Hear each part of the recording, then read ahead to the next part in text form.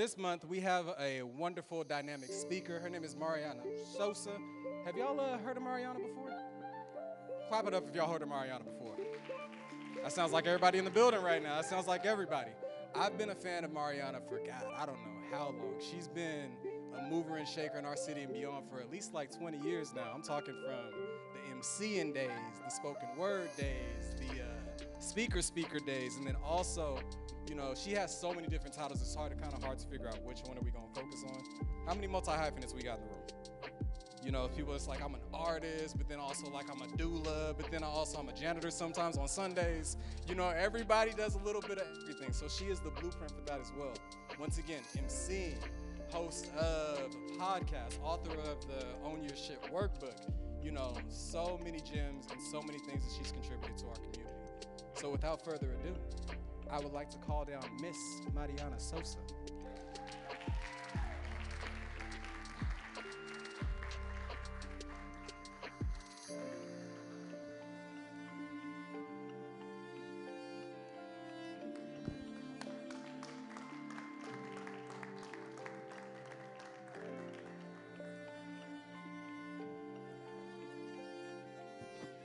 Beautiful, beautiful.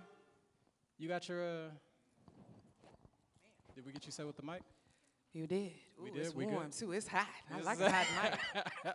Might get that AC on in here, huh? How you I feeling? know, How you feeling? How y'all feeling? Good. Look at all the warm faces. I'm excited. Nah, Thank for you for real. having me. No, thank you for being here. We've been, honestly, Marianna, I've been trying to connect with you for a minute now. Like, I did not I've get been your messages, did I? No, you did not, because I didn't send them. Oh, okay. But you got to speak for what you need. No, that's facts. Okay. Long-term admirer, long-time fan. Just Yes, grateful for indeed. you being here. Thank you. So let's get into it. Let's Thank get you, into it. Thank you. So I know We got to do something real quick, though. what we got to do.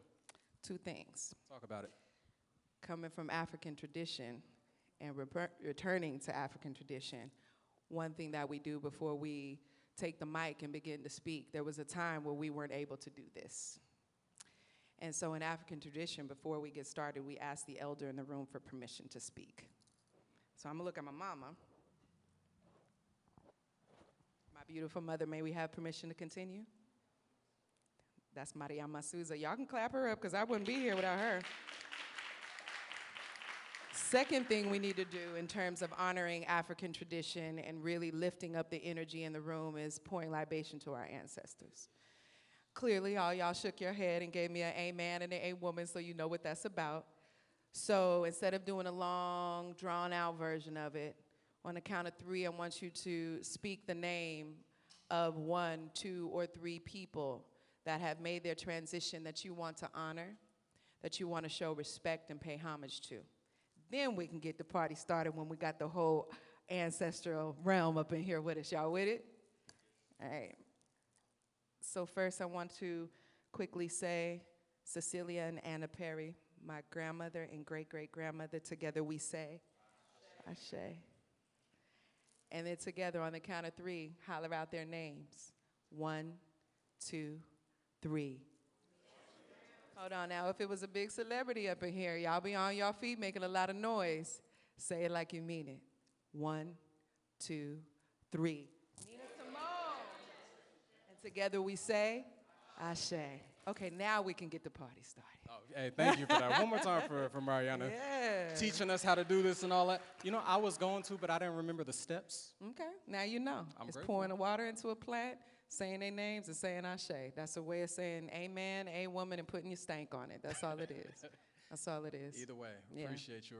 Yes, So let's get indeed. into it. Let's All get right. into it. So I think kind of like we were talking about, you know, in the immediate, all the different kind of multi-hyphenates in the room, and then your myriad of accolades and everything that you've kind of like done. So how did you kind of, in the midst of kind of like becoming this multi-hyphenate that is you, how did you identify your North Star? Kind of like the direction that you were gonna take your work, you know, what's your kind of like guiding compass that tells you where to go and what you You do? know, I think like most of us in here who are entrepreneurs, I was all over the place for a while. The thing that I had to do was not allow that to have me move from a space of fear. I think, and I can speak to coming up as an artist, right? So I'm an MC, a poet, an actress, a theater, all that right? My mother brought me up in oratorical arts. That was so multifaceted for me. But what had happened was I realized, like, okay, you know how to garner attention. Great. You know how to get the applause from people. Awesome. Good. What you gonna do with it, right? You know how to be a leader. You know how to take the stage. Where you gonna lead them to? And that's when I got to the next level of realizing I needed to get deeper into activism, right? Because it wasn't enough to get an applause, and then for most of us, get addicted to the applause, and then have an identity crisis when we're not getting that praise on stage or that recognition with the likes and the reels and the views, right? Now, I was doing this before there was likes and reels and views, but you know, right? After I got into activism and leadership, I realized I need to know what it's like to be behind the stage and behind the scenes. So I got into journalism, storytelling, did projects with NPR, Capital Public Radio, things like that. I needed to know from a balanced perspective, not what it's just like to be on stage and be on, but what does it feel like to hand the mic to somebody else? What is it like to tell the story for someone else who maybe doesn't have the natural ability to tell their own? That became a great equalizer for me. So then after that, I realized, ooh, there's some common denominators in these stories that I'm capturing, especially from people in community. We all broken and broke down. We have all come from trauma. That's what led to me studying mental health and what I now call emotional hygiene. So to answer the question, I was really all over the place. I never really had one trajectory. My mother had me on stage at a young age, and I knew I was supposed to twinkle like a star. And I explored all kind of different varieties and entry points to doing that. Where I am now as a social wellness leader is a culmination of overlapping those things at sacred intersections so that I could move. One thing I'm really big on is my autonomy. If you want to get a Leo woman upset, tell her what she can't do, right? And I realized going to school the traditional way was too overwhelming because it put me in a box. So I am a person who is about self-education, and I had to validate myself and know that the same way you would go to school to get an AA, a bachelor's, a master's, a doctorate, I can do that through the leadership of my ancestors and not necessarily the system. No diss to anybody that does it that way, but I needed the freedom and the ability to not be stuck in such formality so that I can learn. I'm an autodidact, so I need the space to do that. So all of those pathways are what led me to where I am now, which is where I can rock a mic one day. That's where I can facilitate a workshop for young children all the way up to elders. It's where I can do one-on-one coaching. I'm transitioning out, y'all. Let me not claim that, because y'all gonna be calling me, right? But it gave me the flexibility. My approach to it was multifaceted, so my delivery of my gifts are multifaceted. So is that long route to get into what you needed to know? No, you answered that. I'm doing better. I got under 5 minutes. I did good. Marianna can't be boxed in Sousa. I love it. Sousa. Am I Marianna. Sousa? Okay, Marianna let me break this down. Okay. So all my life, some of y'all know this, I've been saying my name wrong. And a couple of months back, me and my mother were having a good conversation. She was like, well, you know, you've been saying your name wrong all your life. And I'm like, well, what you mean? That's what I've been rolling. She's like, baby, you got to roll that R. So I'm not mad at you if you say Marianna, because I've been saying that for a long time, too. Yeah. But if you love me and you want to put some stank on it, roll that thing and say Marianna. Marianna. Oh, you got the triple roll. Okay, Marianna. There we go. A little purr with it. But now that we got that right, you know, Marianna, I'll get it right moving forward. So another question for you. So once again, multi-hyphenates, many titles, but one that stands out that I've heard you mention a few times is and I want to make sure I'm getting this right, a social wellness practitioner, a social wellness leader. Can you break down to us what that means and kind of like what that function is in the community? Yeah, absolutely. A social wellness leader, it took me a long time to find one title that fit. Again, dealing with autonomy, wanting to be free-flowing, like, there's not one river in the world. There's not one ocean in the world. There's massive all over the world. They all have different names. And so I was like, yo, I need to be able to be like water. So for a long time, I was calling myself an emotional hygienist. And I was also calling myself an edutainment specialist, because that served the intersection of education and entertainment together. And then an emotional hygienist was just like, how you say you're a psychologist from the hood without having a degree? That's what I figured out, right? And so even then, that moniker was so long. And so as a poet, you know, the real bars is when you can take 50 million words and melt it down to 2 or 3 and make that impact happen. And so I was like, I'm dealing with society, I'm dealing with social issues that we're experiencing. Overall, I'm about wellness, whether that's mental, emotional, physical, or spiritual. And when I'm working, I am a practitioner. So social wellness leader is the title, but social wellness practitioner is who I am in all the many ways that I show up for community. I love that. Thank you. I think that answers it perfectly. Yeah. So I have another question. So it's kind of like, we're still on the multi-hyphenate thing for a second. We're going to stay here for a second. Okay. So a lot of folks I know, whether it's kind of like in our job title, you know, it's kind of like, I am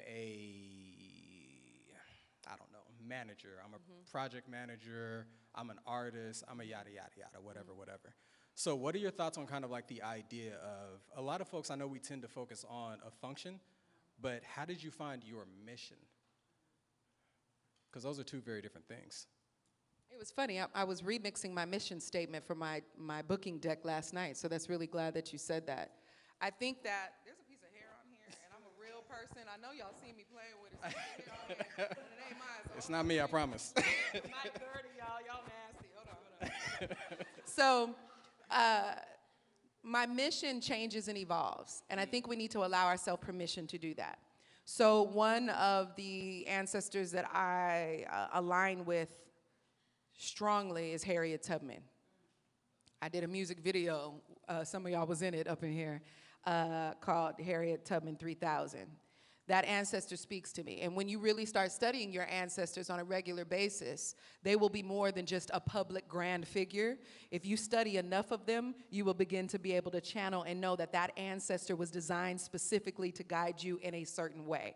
So, side note, when you're not feeling inspired, you're probably not studying the forefathers and mothers before you deep enough to give you that divine wise instruction that you need to tap you on your butt and get you back on your path. Hey, Noel, I see you peeking.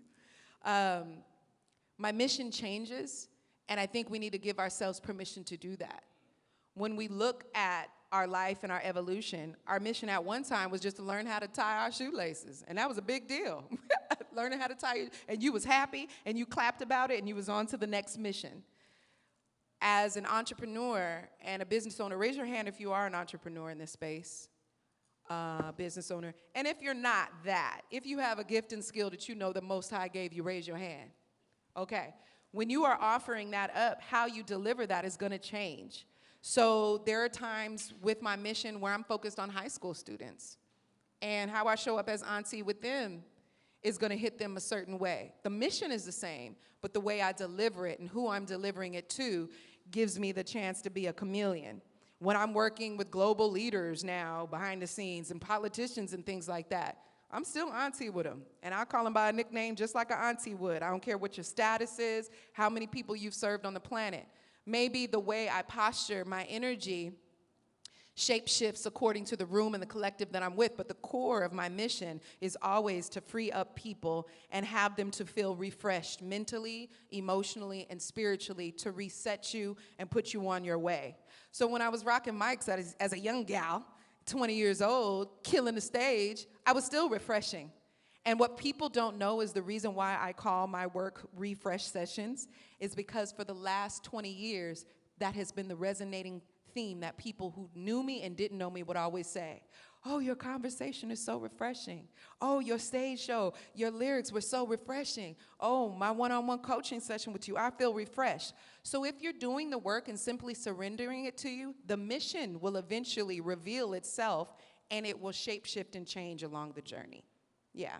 So it might be something different tomorrow, right? And I have the autonomy and I give myself permission to do that. But ultimately, it is to serve humanity, and it's always to serve my people first. Yeah. Absolutely. Beautifully said, beautifully said. I mean, it takes us a while to get that understanding, though, right? You know, that takes experience to get to where you are with that. Because sometimes it's frustrating, you know? It's kind of like, okay, I'm trying to go into this meeting. I'm trying to tell people who I am. It's like, oh, yeah, I'm this, but then sometimes I'm this, but sometimes it kind of convolutes the message, right? Yeah. But every message and every kind of like destination where we are in the moment has a beginning. So, talk to me. Who is in the field of looking for a new career or a job or position outside of your entrepreneurial work? Go on, my daughter, raise your hand. It's okay. right? You finding yourself? Okay. So one thing I will say is when you're entering in spaces where you're being interviewed or as entrepreneurs, you may be going into a new partnership.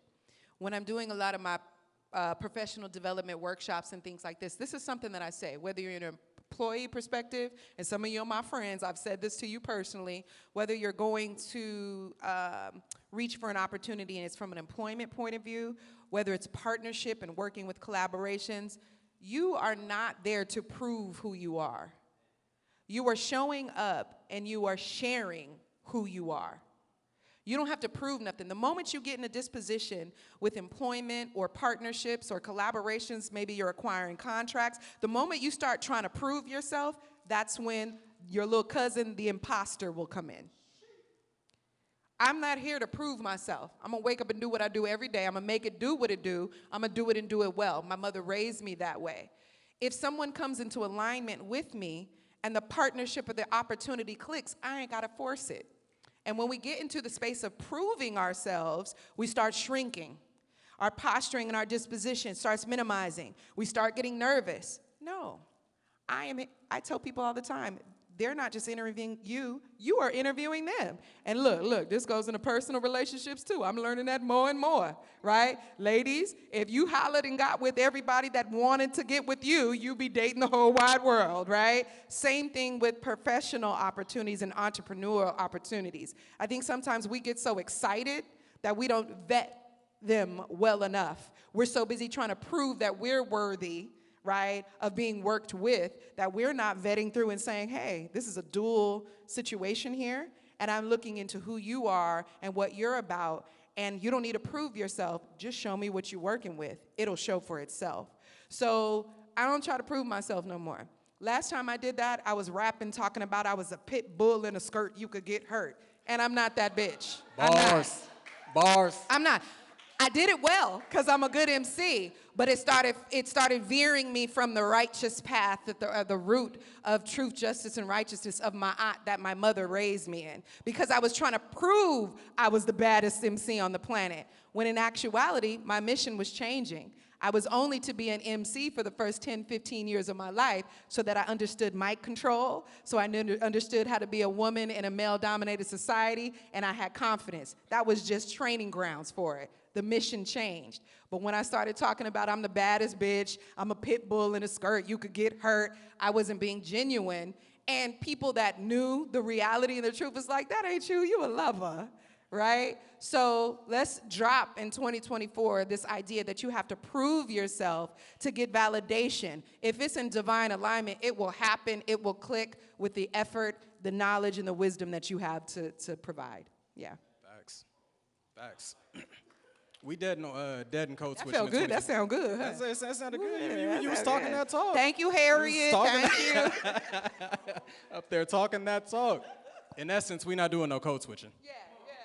We don't believe in that around these parts. We don't believe in that in this building. And we don't believe in that in this culture. Yeah. It's the understanding that we're already kind of good enough, just as Marianna was saying. Like, we don't need to pretend. We don't need to put on a face.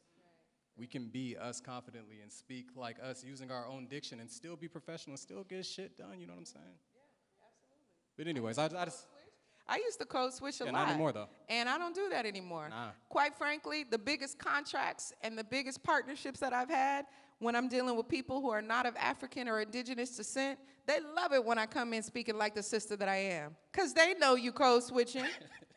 So not only do we feel like a fool, we look like a fool. Mm-hmm.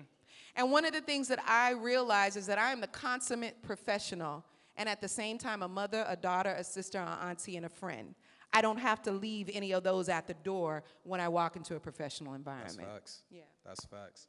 So with that strong understanding and sense of self, like what was the spark for that? Like what started it? The authenticity? Yeah. Going back to that feeling of, my mama raised me better than that. Also, watching people around me who are elders, who so-called did the status quo thing and were posing as successful, but were falling apart behind the scenes. Also, my fellow artists and leaders who are geniuses, but they're not doing the mental and emotional health care work behind the scenes, So you know, y'all be seeing people online, be like, that ain't who you are in real life, right?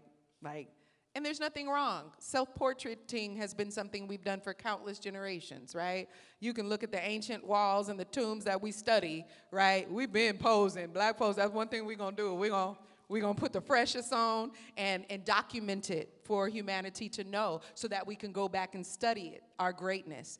But I also realize it is not enough for us to pose and primp, because then we'll begin to pimp that side of us for that positive exoneration while we're crumbling behind the scenes. And that's when we end up getting people who are gifted, talented, brilliant geniuses popping up and committing suicide, or secretly dealing with addiction, or falling into very abusive relationships behind the scenes. That's how we get grand movements like the Black Panther. Because with the Black Panthers, as much as they did all the positive things, we exonerate and look up to that, but we ain't studying, okay, maybe some of that coke y'all was doing wasn't a good thing, because that's how them white men infiltrated the thing, right? Let's talk about it. And I was just speaking about this the other day, is that when we are looking up to people, right? So beautiful introduction, right? I've been following her for 11 years, right? The one thing I love to do is make sure you see some of my dark side as well. Because if I'm always posing like everything's perfect and okay, what happens is you're only learning from the good of me. You're not losing from the unwise decisions that I've made. And so one of the most recent things that I would say in the last 5-6 years of my life that checked me in terms of being authentic were two of the most amazing human beings that I've ever known in my life who are in this room right now, my daughter and my mother. And so I'm gonna do something real quick. Obviously, I like to go off the beaten path, but I would like to ask them, speaking of authenticity, right, mommy, daughter, I can get up here and I can answer this question, right, and talk about being the face forward to the community, and y'all would never know, but we've been through some things. There was a point in time where I was the grand leader of the community. I wasn't being authentic, and the relationship with my mother was crumbling.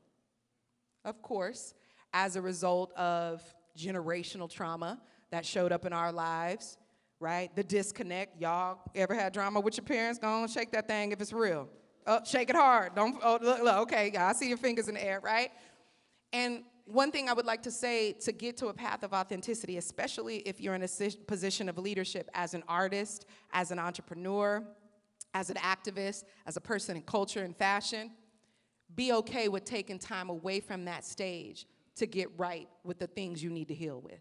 And that's what I had to do with my mother. There was a point in time where my mother and I weren't talking for 2 years because I was acting a fool and I didn't know how to get through that trauma healing. We didn't know how to do it. Guess what happened some years later?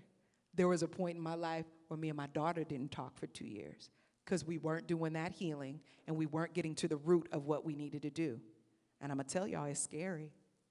But if you're gonna sit up here and try to create a business to take on and change the world, my key to authenticity was figuring out how to change and heal the world of my actual family members in that order first before I go present and posture myself and commit to doing that for the world. So, can I ask you a question, Nashima Kali? Am I telling the truth? Can you pass my daughter the mic real quick? I want to talk to her real quick. Yes, ma'am. This is a community interview now.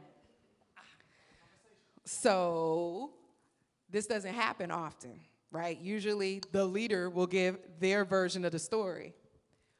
What would you say to community to have a mom in leadership take accountability? What was your experience and your side of that? I'm gonna take a deep breath real quick. That's okay, put the mic up close.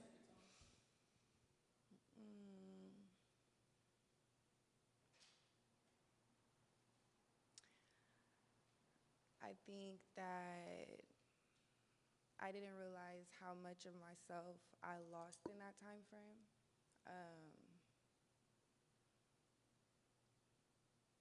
Having a mom in community was an experience for me as a kid because I'm definitely a very introverted, extroverted person. I'm medium extroverted. I like a little bit of spotlight, not too much. So I think that I was very adverse to wanting to be open about the experience that we had just because of what I was used to and us being in the spotlight in such a positive way all the time. Um, it was easier for me to just not acknowledge it when I would run into people and they're like, how's your mom? She's good, and just leave it at that. It was easier for me to not explore how uncomfortable it made me until I couldn't do that anymore. And just little stuff, like, damn, I don't know what to wear today. I want to call my mama, you know, like just little stuff to much bigger things. And so it hit a certain point where I was reaching a point of independence that I didn't want to come into without having my mom. And regardless of how that looked from the outside, that was something that I needed to connect with. And that's the best decision I could have made. I have 2 Leo parents that are both very stubborn. You ain't got to tell all the business now. I have 2 Leo parents that are very stubborn, so for me it was always easier to just kind of let you guys take the lead. And that was one of the best decisions I could have made, was to just be able to be honest with myself in that way and say that this is what I need to do, and regardless of how it looks to anyone, like as long as we're right and I'm right with myself, that was the most important thing. So she's not lying about the image part, because it gets sticky, but at the end of the day, I think that people see the work that we put in, and you know, you glowing, it shows. I'm glowing, it shows. It works when you're doing that inner healing, regardless of, it doesn't matter to a certain point at the end of the day. Like, community, what the world sees, what your next door neighbor's opinion of it. If you're feeling good, like, that's the fulfilling part. And I fulfilled. I feel a lot better. Always a work in progress, but that was kind of my experience with that. That's my baby, y'all. So when you talk about, oh, no, give it to my mama. One more time. Give it to my mama. She got to tell on me, too. The reason why I'm doing this is to not divert from the entrepreneurial part.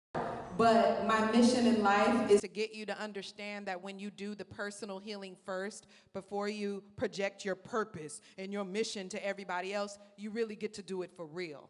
So I have no problem with shifting the conversation to my actual family to answer, how did I get to a point of authenticity? And Mama, what you got for the people? Real quick though, because I do love the family collaboration. Okay. But feel free, answer the question. Can you answer, Mama, real quick?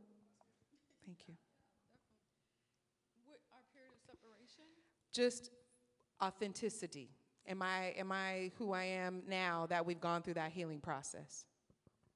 Oh yeah, definitely. In what way? Real quick, because we got to go. Well, like just based on what you put on Facebook to spend time with your elders, I think you definitely make it important that we connect Yeah. regularly. Okay. You know? So I love you. yeah, I love you too. All right, I'm sorry I hijacked it. I felt like if we're going to be authentic, let my actual family answer the question. I am who I say I am is the answer to the question. It's all good. It's all good. I appreciate you. I appreciate What you got for me? Authentic moments. But you know, what you did just now, that takes a lot of courage. You know, it's not a lot of us would be able to kind of just candidly just be like, hey, you remember that trauma you put me through, Mom? Let's talk about it. I know I'm not talking to my mom about it, and she might kind of say something that I don't want everybody to hear. So that took a lot of bravery, and clearly courage runs in the Sousa family. So in entrepreneurship, that can also be a very kind of like scary thing too, right? So entrepreneurship, relationships, life in general, fear, you know. Because the thing about it is, like, let's say that we do this entrepreneurship thing. It's different than kind of like a regular job in the sense of like, okay, let me go to work at Target and all that. If I do a terrible job, I'm still getting paid. Right. In entrepreneurship, if you do not work, you do not eat. That's a very kind of like scary thing. So in order to kind of make it to where you are, whether it's in your relationships or entrepreneurship, how did you reframe your relationship with fear to become fearless or as courageous as you are now? owning my shit. Talk about it. I want to say this. I'm not trying to veer away from the entrepreneurship and the artistry and the leadership, but at the end of the day, you can only go so far when that shit is not being dealt with. So, yes, I kind of took it away, but clearly my message today is going to keep going back to you're only going to go so far with your entrepreneurship and your leadership as deep as you're willing to go with your healing. So, at the end of the day, like getting over fear, that would have been terrifying to do, to be transparent about who I am outside of my leadership. Getting that taken care of with my family and doing my healing, can't nobody tell me nothing now. Nothing. I had professors, doctorates, all kind of folks. You're gonna put a book out called Own Your Shit? Yes, because if I call it Own Your Trauma, y'all gonna walk right past it. It's not gonna get your attention. I've had, doctors and therapists come for me because they wanted to doubt me. They were trying to pump fear into me. I didn't have the fear, especially when I did the inner work, the invisible stuff that followers, or I don't like to say followers, I say appreciators, they would never see. So getting over the fear of entrepreneurship still goes back to the root of my inner personal issues. When you feel confident internally and you ain't got an overflow of drama and trauma that you're trying to hide, all that residual energy can go into marketing, can go into project partnerships, can go into writing out a bomb contract. I'm one of the best businesswomen I know. I don't think I would be able to do that had I still had that energy locked down in other areas of my personal life. So I think the resounding message that I would leave with everybody is there's synergy in your personal health. That is what is the foundation to your professional health and wealth. It's not separate from me. And as African people, we see things in circles and cycles. So the yin and the yang is that. Do your personal ownership work. Work through the stuff before you use your trauma to create beautiful art and inspire other people. Work on healing it. That is the actual project itself. The Own Your Shit book was me doing the personal healing that I needed to do with myself, my mom, and my daughter. I turned those activities into a book, and now that's my entrepreneurial mission. So I ain't scared. Can't nobody say nothing to my mom or my daughter that would shut me down. And as long as I'm good with my family, my root, my ancestors, and my elders, there's really nothing that I can't do in my business world. So I guess I'm getting to a point of fearlessness. Yeah. I mean, when you're walking with intention and when you're really walking in your purpose, what's there to be afraid of? Everything is going to work out as it should either way. So what's the point of stressing? You either going to get there stressed or you going to get there unstressed. Which one you going to be? Walking in faith or in fear? Yeah. And that fear usually is people who are suffering from an imposter syndrome. Or that fear is usually people pretending to be one thing on the face forward, but behind this, it's kind of like debt, right? We all in here looking good, but some of us got crappy debt right now. And it ain't just because the white man system, it's because of poor decision making and addictions to spending. You can come in here looking good, but all y'all not gonna pull out your credit score right now. I'm about 717 right now. How y'all looking? You see how that feels? When you start, it's like a woman having a beautiful matching and panty bra set on. Don't nobody know, but you feel some kind of way about it, don't you, ladies? Right? Same thing with credit and finances. Same thing with health, self-healing. So when you put yourself in positions where behind the scenes you 100, you can go through the check marks. Am I being truthful? Yep. No fear. Am I being just? Am I being fair? Check. No fear. Am I operating in my righteousness and my healthy higher good? Check. No fear.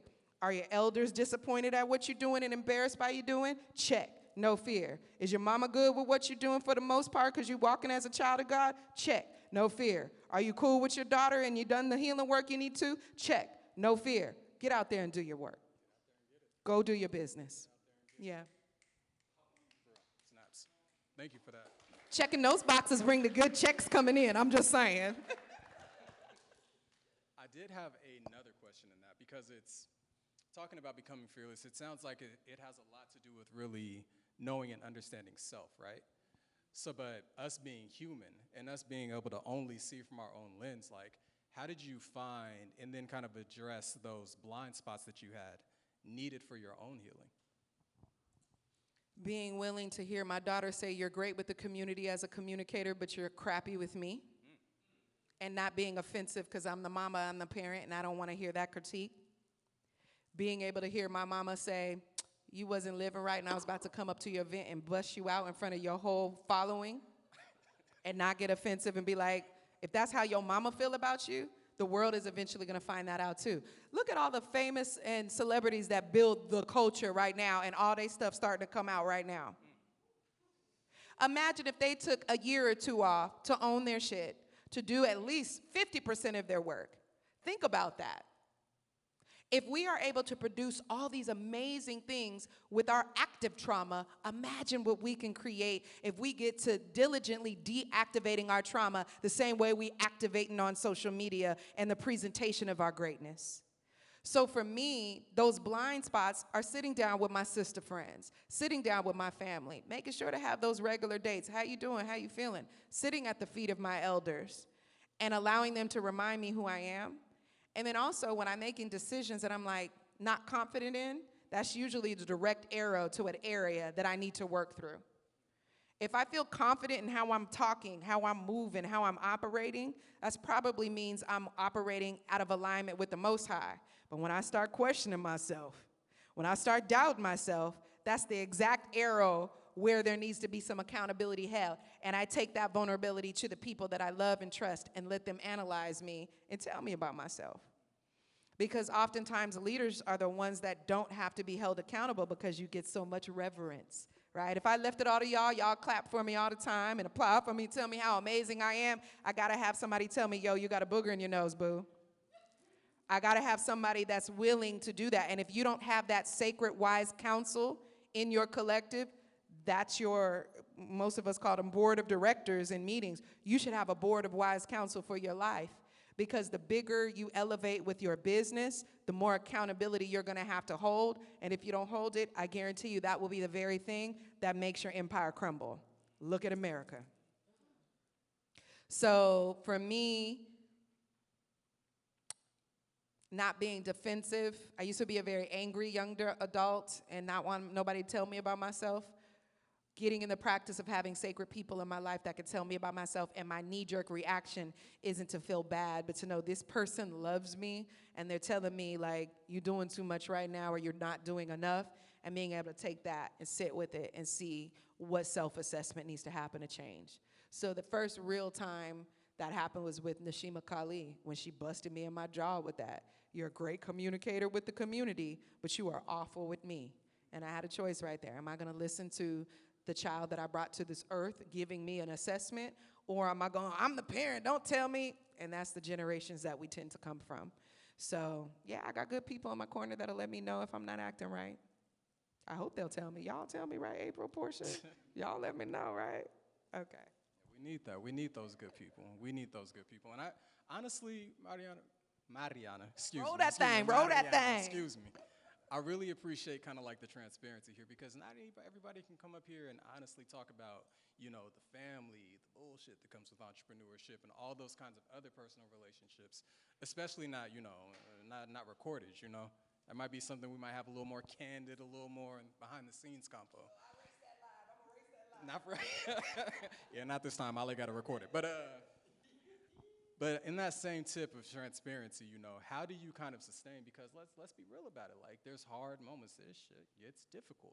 So how do you sustain your own spirit and mental as you're helping others get through their trauma? And then also, how do you sustain from a financial standpoint? Because let's be real about it, goodwill doesn't pay the bills. So I guess that's a two-parter there a little bit. So my mental, emotional, and spiritual sustainment is, I think that's a word, sustaining myself mentally, emotionally, and spiritually. I come from a strong root of African spirituality that my mother raised me in. So I was born as a child in the Wose spiritual community, Wose Church. And in that walk of African spirituality, I didn't go through a lot of the trips ups of like religious woes that we often go through. Most of us are the religion we are because our parents chose that for us and then we adopted it. My mother did a beautiful job of exposing me to African spirituality, which is just such a vast variety of paths to where there wasn't a right or a wrong way. So I think number one, if you are an entrepreneur, whatever your religious or spiritual practice is, If that is not getting enough time and energy the way you're pushing your business, check yourself, right?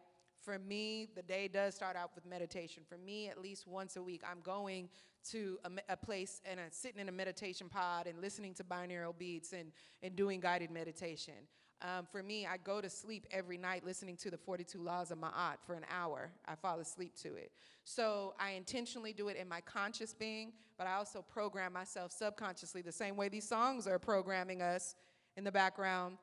I make sheer intention, because if I fall asleep for an hour to hearing the 42 Laws of Ma'at, and I don't care what your walk is, but intentionally and consciously programming your spirituality to be present in your life and carving out practice. I'm big on nature. A lot of people don't know I go to the river probably twice a week, just off the beaten path. We'll go sit in a drive-in or for Starbucks for 5 or 10 minutes and going into the park and grounding for a few minutes and hugging a damn tree are those spiritual practices that our ancestors gave to us. Hugging your pet, hugging your animal, right? So that's something that I do regularly. Another thing that I do to maintain myself physically is I get body work frequently. I get a massage the same way people get tennis shoes regularly. Like, I rolled that addiction over to body massage. And I get a body massage, if not minimal, once a week. Once a month. I get it bi-weekly. Also, I get facials bi-weekly, which, even though people will think that's just an aesthetic thing for your skin, that woman, Portia, is doing Reiki work on me. So when I am looking at how much I pour into community, I spoil myself and I treat myself very, very well. And it's not even like, because we got to be careful, because, like, okay, the soft life thing, right? I get it.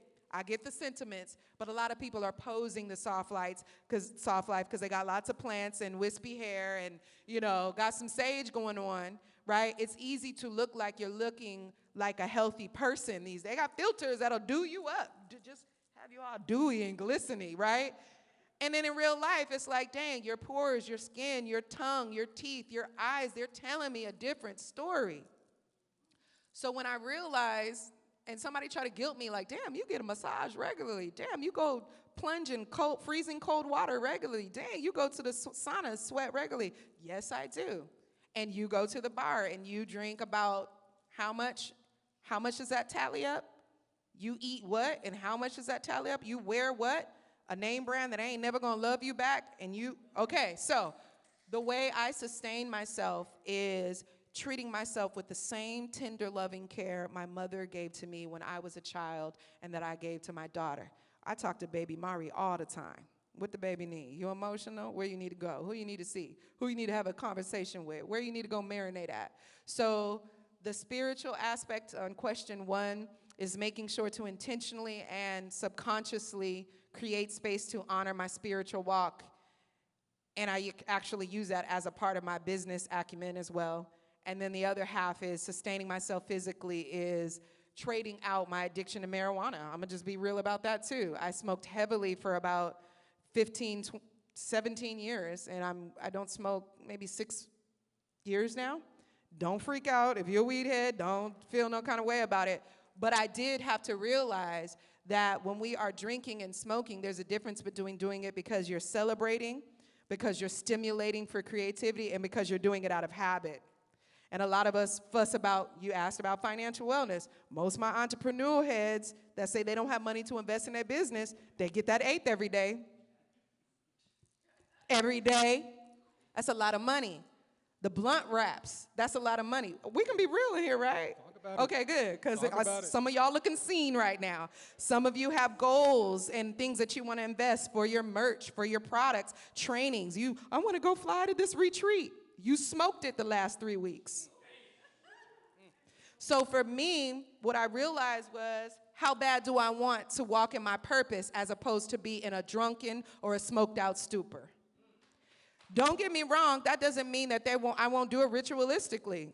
I want to do ayahuasca and do a spiritual healing and a cleansing at some time. But there's a time and a place, and I think we trick off our money for sensations that we need to really mask, which goes right back to my beginning talk, the healing that we need to do. And so for me, it just got to a point where, and financially, I was able to afford a lot more stuff by not smoking. I did one activity that I do in one of my workshops is add up all your vices and addictions. Let's just do a year balance. How much do you spend on it in a week, in a month, in a year? You could have bought a whole car with all the bullshit that you buy. So as entrepreneurs, again, it's not just about being talented. Holistically, we've got to look at our habits, our isms, and our schisms. Check those first. We're going to have the time. We're going to have the vibrant energy that we need, and we will have the finances to do a lot of the things that we feel are the reasons why we can't get our bills paid. I did go through a point where I was eating beans and rice.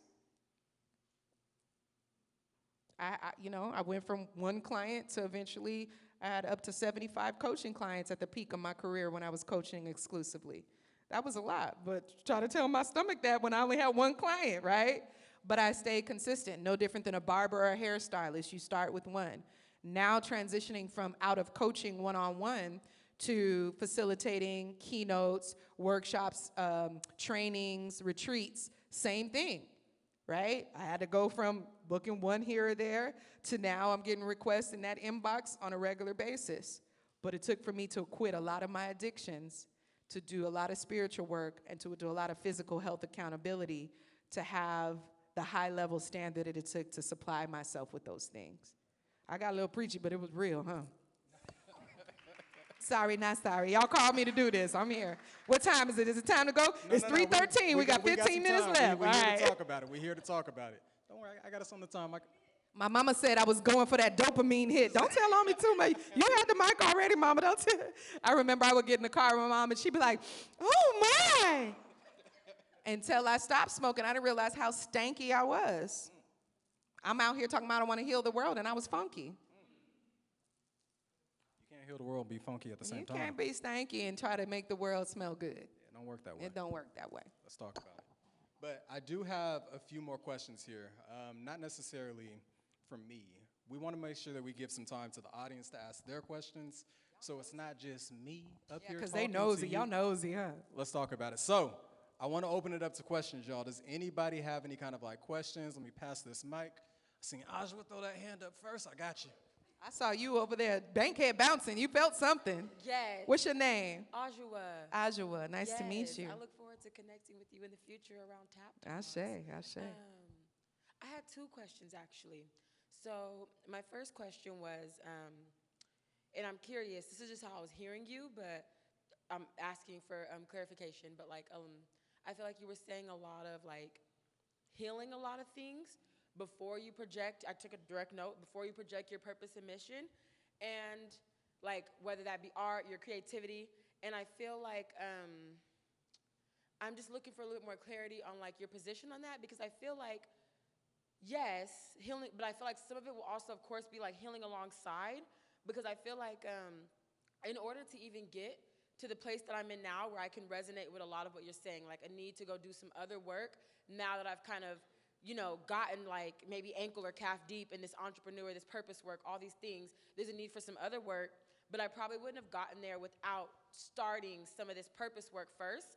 So I'm just curious on, what you would say for kind of knowing when to step forward into that, maybe when to step back, and just healing alongside, producing and all that, while you're also going through the shadow work, inner work, family work, just holding those two kind of together a little bit. That's a very good question. I'm still healing. I think even when I leave this planet and I go to whatever, realm that I go into, I'm going to have different assignments, right? Coming to this planet as a human being, this is a healing planet, and a big part of our assignments is to experience that trauma and overcome it. I think to be clear and have some more nuance to what I mean by doing the healing is it never stops. But in the process of becoming a rock star, we abandon the work. And the work gets so busy, and we have so many clients, and we got so many gigs, and we look so good that we are not disciplined with the maintenance work. So for a lot of you all entrepreneurs in here, especially if you're beginning, I'm pretty sure that a lot of you financially don't have discipline in how you manage your finances, right? That's one of the biggest things. You're just going the same way we go check to check with getting paid. That's how we treat our gigs oftentimes, right? Same thing with your health, wealth, and healing.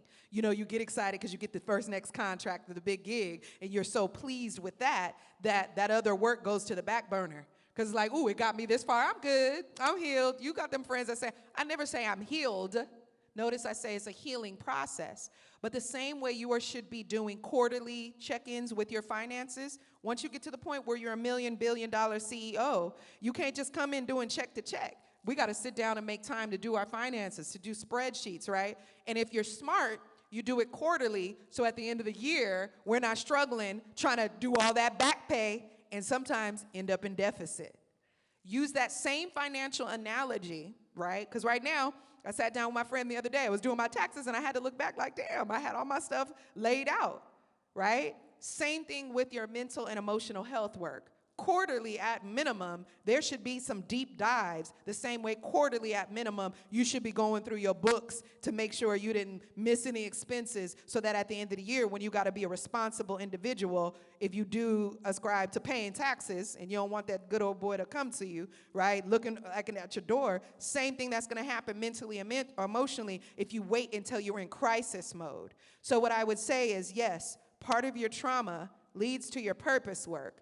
But it's not enough to identify our purpose and abandon it without doing regular discipline upkeep. The phrase that I use that helps to keep me in overall a healthy space is high level, non-negotiable, discipline, and self-care. In that order. High level, write that down, non-negotiable, discipline, and self-care. If I do those things in that order, my mind doesn't get shot, my body doesn't get shot, my paper doesn't get shot. Can you say that one more time, that formula? High level means excellence, operating in excellence. Non-negotiable means don't no man, no woman, no nothing come between you getting it done. Discipline, doing something consistently, like the sun comes out for us consistently, and self-care. People got the self-care thing down because that's trending, but you can't do self-care without discipline and expect results. And you have to do it at a high level and not negotiate it because of distractions. High level in excellence, non-negotiable, we don't stop doing it. Discipline, consistency, and self-care, which we all got down pretty well right now. Absolutely. Had to get that one more time for the people in the back and me in the front. Can you?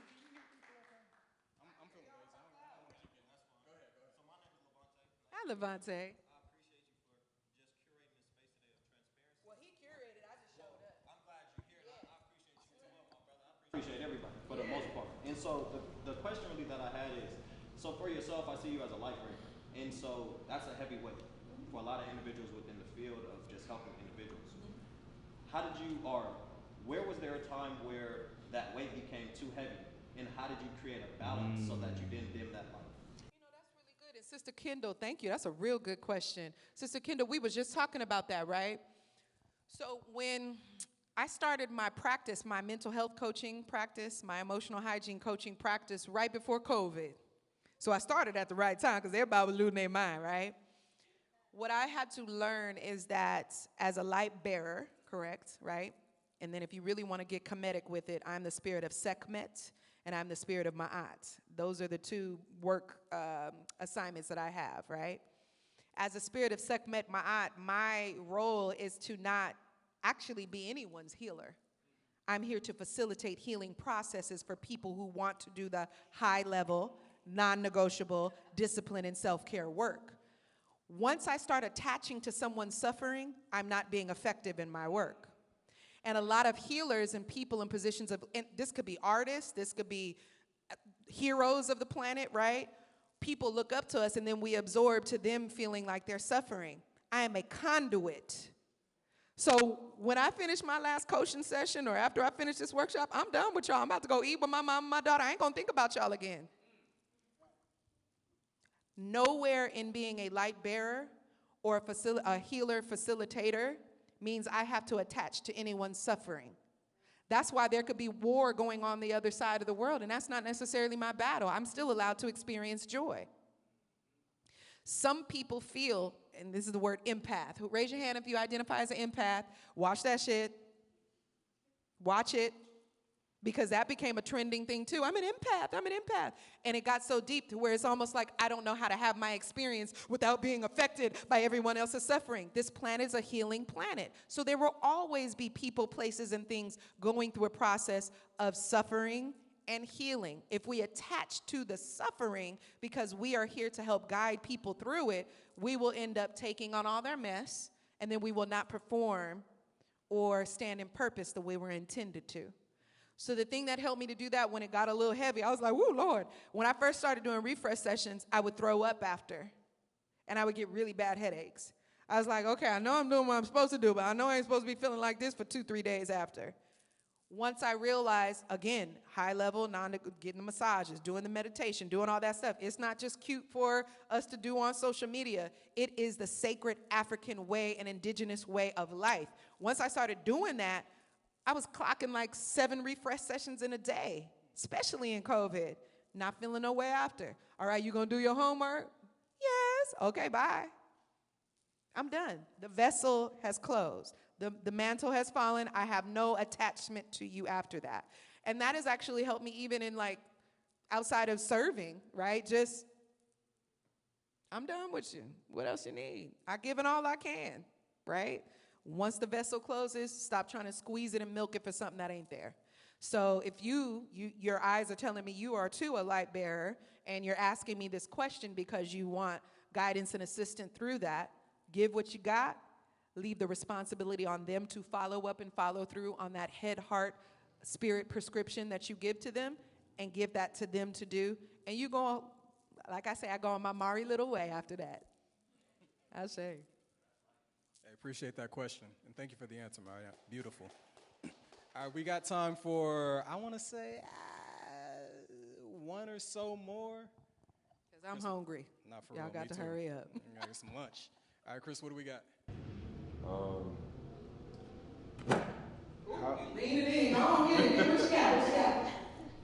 How, and if this is encompassed in your work, how do you speak to people about their experience with judgment, shame, or guilt, and using those to transmute their behavior or their habits or how they do things? Because they can become burdens, but they're also, I think, fuel for change too. Are you asking me how I help people work through that? If you employ that, what does that look like for you in your process? Okay, so boxing training with Callie, 7 years. Don't let the heels fool you. I can knock the block off your head from training, right? It is my job to guarantee myself safety. No one else's. It is my job to work through the guilt and the shame. No one else's. So when I am working with clients and collectives that maybe have a lifestyle or a chosen path or have had experience that they're feeling bad about. I've worked with prostitutes. I've worked with gangbangers. I've worked with drug dealers. First of all, coming with the universal auntie spirit lets you know that I'm going to keep it real with you. So that's totally different than the clinical route, number one. Second, my transparency and honesty creates a whole nother level of comfort for people. And then I just say it. Look, no guilt, no shame here. Because if you bring that with you, you're not going to get the depth of work that you need.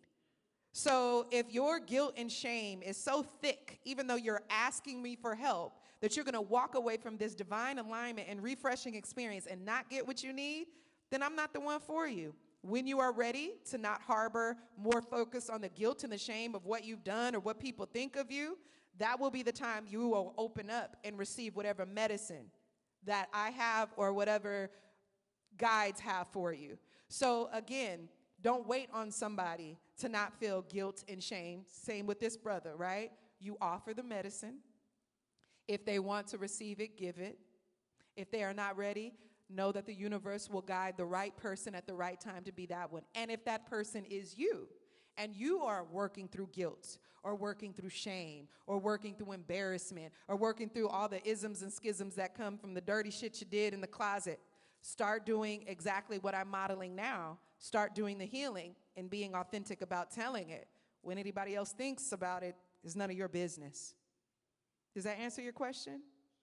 Ashe, give thanks. Man, well, we can clap it up for that. We can clap it up. We can clap it up. I'm hungry, y'all. Where we gonna go eat, Ma? Nah. Buddha belly? Buddha belly. Ooh. You vegetarian? You know what? My mother raised me vegetarian.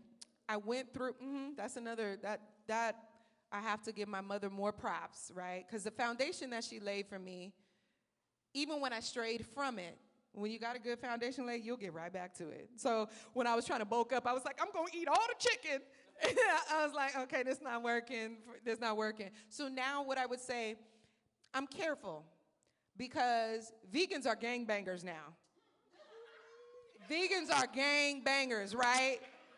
And so I don't want to be a gangbanger. Like y'all will talk about the high vibration, and then you will thug out on somebody for not being on your vibration. Where I am now is, I would say I'm 75% vegan, right? So I cook and I eat and I shop 75% vegan. If I don't choose to have a vegan product, I am not going to guilt and shame and go crazy if Most High says, you need that salmon right now. For my reasons, not everybody else's reasons. So I would say I'm a vegetarian. I eat predominantly vegan food. I go back and forth at times, but that's nobody else's business who works for me. Because I know a lot of vegans, what's that restaurant, Deadly Vegan Sins? Hold on. You know, last fall it was shut down because of a roach infestation. They found 400 larvae and living and dead roaches in there. 400? 400. And they're open right back. You think they all gone now? My point is this. We cannot become holier than thou in our decision making. Do what feels right for you and don't attach to the hierarchy and some of the superiority and the trendiness that comes along. Because at the end of the day, that Impossible Burger probably had a rat that fell into it in the factory if you're producing 15 million burgers. See, why you gotta... I'm just saying. So just do whatever Most High says feels right with you. Don't gangbang on others. Don't judge others. Because I know vegans, right, that are so high vibrational, but they hella judgmental of their fellow woman and man. That's real. So I don't know why we went there. Oh, because I said Buddha belly. Yes, I'm about to tear up that vegan food, right? But, you know, I'm just at a path where I surrender what Most High tells me. I'm not judged by what the collective says that I should do. That's real. One more time for Marianna Sousa, y'all. Beautiful conversation. Thank you for being the light that you are. Thank you. The Thank light, y'all for coming. The leader, and just being here for us, you know. You imparted a lot of wisdom today. I know I'm going home with some gems, but one thing that we also like to do with CGC as well as Paper Talks as well is oftentimes we give people their flowers too late, you know. We don't want to wait till it's too late to give you your flowers. You gave me some mimosas already, so we good. Well, we got some mimosas and flowers for you. So if we could, if we may, for you, Marianna, custom-made Kendall Dominique bouquet right there, one of one. I Beautiful. love yellow, too. My whole room is decor in yellow. It's a beautiful color.